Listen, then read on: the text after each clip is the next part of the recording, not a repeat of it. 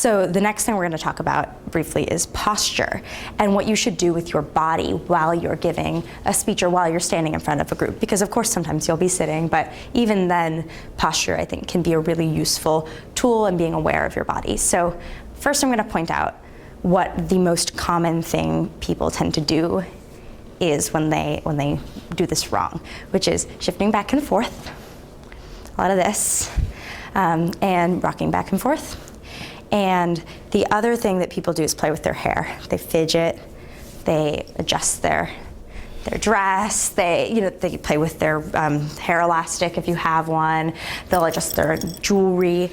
So the whole goal in this next skill set is to just plant your feet, distribute your weight evenly, and just make sure that you keep a bend to the knee, because otherwise you'll stop the blood flowing and you might pass out, which I've done before, so don't do that. So just practicing, not focusing on, you don't have to focus on what you're doing with your hands or anything, but just focusing on what you're not doing is going to build the baseline for then jumping to a discussion of what you can do more purposefully with your hands.